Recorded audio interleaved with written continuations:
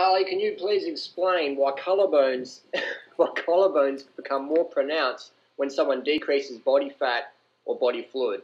I'll tell you why. If you look at it on a physiological perspective, you look at bodybuilders.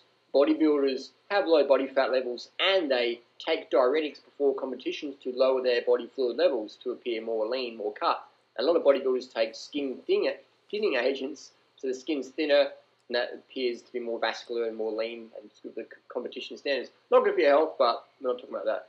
So when you can see the collarbone more, it means there's less fat, there's less fluid, because there's no muscle. The deltoid doesn't cover the collarbone, the pecs never cover the collarbone, the trapezius never cover the collarbone, the rhomboids of the neck, they don't cover this collarbone area. That's why you can see the collarbone on marathoners with low body fat levels to 250-pound bodybuilders with low body fat levels. You can see the collarbone. The people you can't see a collarbone on are people who have excess fat and or excess fluid. They're holding on to these things.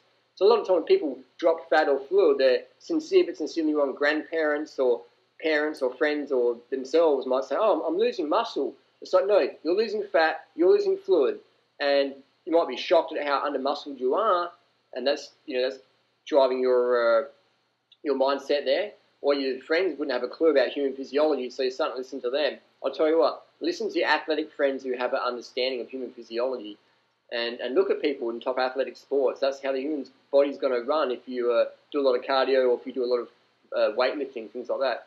You get bigger if you do weights. If you pick up heavy objects, the muscle gets bigger. If you do a lot of cardio, the body gets lighter, gets leaner, the bones get stronger, things like that.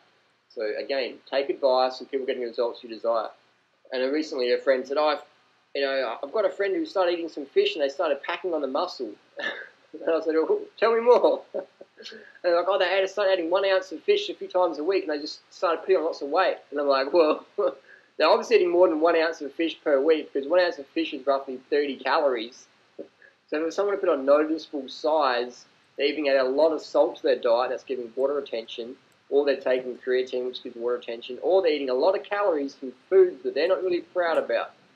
And that's sort of fine. Well, it's actually not really fine because it's going to fuck up your health. But in the long term, we're looking at increasing muscle mass, decreasing body fat and fluid levels, and understanding human physiology, if that's your goal.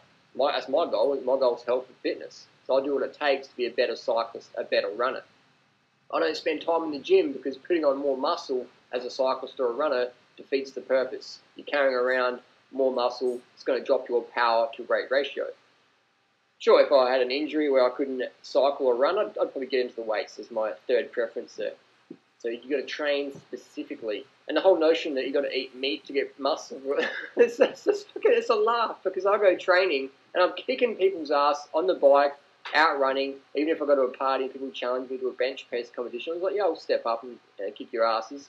It's incredible because you'd think that all the animals that get consumed in society, that I'd be walking along the sidewalk and just be bumping shoulders with like bodybuilders, like grandma bodybuilders and grandpa bodybuilders eating animal products every meal, every day, literally, of their life. You'd think they'd be like walking hulks down the street, that people in bodybuilding scenes who are eating 10 steaks a day wouldn't need to take a protein powder on top of that, or B12 supplements on top of that, or testosterone on top of that, or steroids on top of that, or creatine on top of that, or carnitine on top of that, or these primal blueprint paleo solution, whatever, fad diet, protein powder supplements on top of their animal-based diet. You wouldn't think they'd have to do that if eating meat was meant to give us so much muscle, which it doesn't.